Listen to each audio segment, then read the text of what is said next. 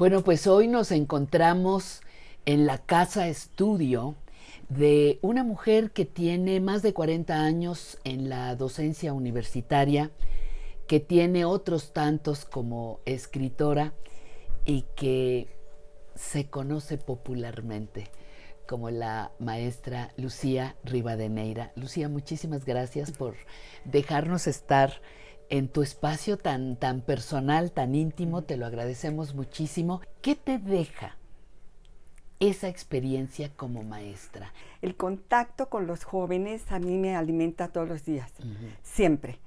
Son 43 años de antigüedad académica, más 5 de estudiante, o sea, de verdad tengo más Toda de la tu mitad vida de mi vida en la UNAM. Ajá. Creo que he pasado más horas en la UNAM que en mi casa.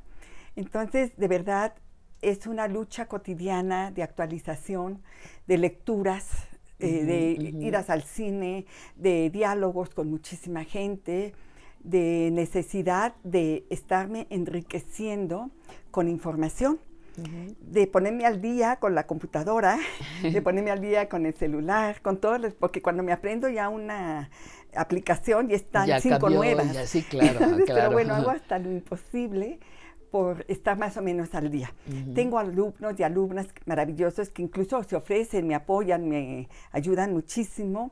Mi hijo Pablo Andrés también ha sido fundamental para mantenerme más o menos al día. Y mi vivencia en la universidad, yo creo que a veces he llegado a dar clase en condiciones muy difíciles, personales o de falta de sueño, de cansancio, de angustias propias de todo tipo. De las historias Pero entro de vida. al salón y yo digo, aquí me cambio, como decíamos antes, el cassette, ¿no? Ahora ya es el ni chip. siquiera se ve el chip ahora. Chip. Y ya me entrego a la clase, ¿no? La actualización implica también preparar la clase día con día. Claro. Aunque tenga ya programas establecidos y demás, siempre trato de incorporar cosas nuevas. Les sirve a ellos y por supuesto me sirve a mí y viceversa. Entonces es lo que hago. La UNAM es mi casa, es mi espacio. Es pues, de las mejores cosas que tiene este país, es la Universidad Nacional Autónoma de México y la Facultad de Ciencias Políticas y Sociales, tú y yo lo sabemos, es un verdadero lujo. Me tocó una generación de los años 70 espléndida, una generación de profesores irrepetibles, de verdad irrepetibles, no me dejarás mentir. No te dejo mentir. Y de verdad era la magia, la vivencia cotidiana. ¿Cómo vas viendo la evolución de los estudiantes que a ti te tocan en ciencias políticas? Ha sido tan variado un abanico, una baraja de alumnos y alumnas. Depende mucho también de la generación. Hubo alguna generación, sobre todo después de la huelga del 99, en que todos estábamos desfasados y les costó mucho trabajo a ellos y a nosotros como profesores. Ahora también yo creo que hay muchas adicciones a las nuevas tecnologías y no soy la única. Muchos colegas nos hemos quejado en los últimos 2 o 3 semestres que es muy difícil luchar contra la adicción al Facebook, al WhatsApp, al estar en clase y querer mandar. ¿No? Al celular, esa es una tragedia, de verdad, en el salón. No importa si uno lo prohíbe o no. O sea, ellos hacen... ayer me corté el pelo. Yo no sé, sí, pero estamos hablando de Borges. Pequeño detalle, casualmente, ¿verdad? Casualmente. Y bueno, yo de verdad, no sé si lo logre, pero al menos hago hasta lo imposible por contagiar la emoción que los autores, periodistas y escritores, pintores, músicos, me han dado, ¿no? Para mí eso es una cosa fundamental.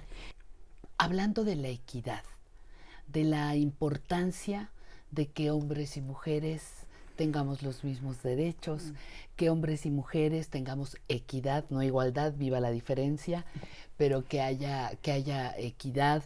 ¿Tuviste en alguna etapa, creo que no te has desligado, pero el tiempo que estuviste escribiendo en FEM?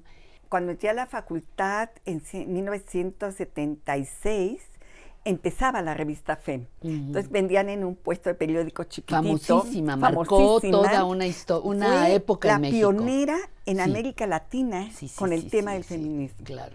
Entonces, bueno, se acababa de lanzar a la luz la revista y pues yo la compraba, la empecé a comprar por 77, 78 más o menos.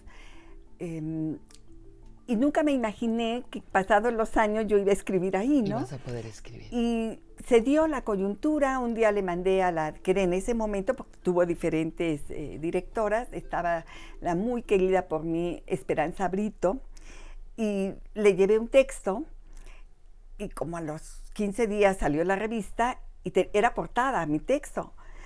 Y bueno, yo no daba crédito, decía, ¿cómo el primer artículo que le mando y sale en portada? Era una especie de un ensayo, y yo estaba como que no daba crédito, de verdad, una emoción grandísima. Fue una experiencia mágica, conviví también con muchas compañeras de la revista, tengo varias amigas ahí de esos años, de los años 90, que fue cuando yo empecé a colaborar ahí, que después nos mudamos a la revista de digital ya, por cierto. Esperanza ya estaba un poco mal de salud o muy mal de salud. Terminó la revista FEM, no había tampoco lo del dinero, tú sabes que la publicidad y todo ese tipo de cosas son muy complicadas. Entonces Elsa Lever dijo, vamos a hacer algo digital, tuvo mucha visión y fundó lo que se llama mujeresnet.info y ahí colaboré alrededor de 14, 15 años también, prácticamente mes con mes. ¿Dónde aparece? ¿Cuándo te identificas? ¿Te reconoces poeta? Bueno, es una historia gratísima en mi vida, la poesía. Desde la infancia tengo la suerte, y siempre lo digo, de venir de una familia lectora. Mi mamá ama la poesía por sobre todo. Con ella aprendí mis primeros poemas de memoria. Poemas además que ella tenía una didáctica que no sé de dónde la sacó, una didáctica extraordinaria para acercarme a la poesía con poemas como para niños, ¿no? Que entonces hace 200 años pues no había tantos, ¿no? Y un padre que su pasión es la narrativa, y un abuelo que leía todo con una compulsión insana, de verdad. Era abogado, mi abuelo, mi padre es médico, mi mamá estudió enfermería, y mi abuelo un día era tal su pasión por leer que mi bisabuela le dijo, ay Luis, ya deja la novelita y toma el Código Penal. O sea, por favor, porque era la literatura su pasión. Y él fue una luz en mi vida también. Y conforme fui creciendo, las lecturas con mi padre, la retroalimentación con mi mamá también, y bueno, los amigos conforme uno va creciendo, y la poesía siempre aparecía, brincaba por ahí, brincaba. Yo podía leer mucha narrativa, pero nunca pude dejar de leer poesía, como que me tocó en la infancia y se me quedó para siempre, ¿no? Tengo anécdotas que, bueno, no hay tiempo ahorita de contar, pero maravillosas, de ese despertar al sonido de la poesía sin que yo entendiera el poema, alguno de García Lorca por ahí, pero el ritmo del poema fue lo que a mí me transformó. De verdad me volvió loca. Yo decía, pero ¿por qué suena tan bien? Era la cadencia, ¿no? El ritmo. Y mi abuelo, que no tenía tapujos, era muy liberal, pues me acercó a muchas cosas. Empecé a escribir de niña algunas cosas, y un día se lo enseñé a mi mamá, me dijo, y eso es un poema. Y yo me sentía así como que, por supuesto, era un poema de una niña de 7 años, ¿no? Pero fue quizá lo primero. Después ya en la preadolescencia, a mí los boleros me sedujeron siempre y me siguen seduciendo. Es la seducción del bolero. Y yo intentaba escribir canciones, que finalmente tienen un ritmo también. Pero en la medida en que fui leyendo poesía, pues yo empecé a escribir de otra manera. En la prepa yo me acuerdo que todo el mundo le llamaba la atención que yo me sabía de memoria poemas largos, como Los motivos del lobo, que son no sé cuántas páginas, y me lo sabía todo. Y como ese, 10, 20 más, ¿no? Y así fue pasando la vida, y yo escribía, no enseñaba mucho los poemas, hasta la facultad, que conviví con 2 o 3 personas que también andaban un poco en eso, y dije, bueno, pues ya pasada la facultad me voy a meter un taller, alguien me lo recomendó. Y me fui a un taller de poesía, ya adulta, ya titulada y demás. Era un taller de poesía con Homero Aridgis, y que era un buen tipo, es un buen tipo. Y recuerdo que además yo en ese momento en la facultad estaba viviendo un momento muy caótico laboralmente, burocrático, denso, muy, muy feo. Pero yo todos los martes me iba al taller de poesía en la tarde.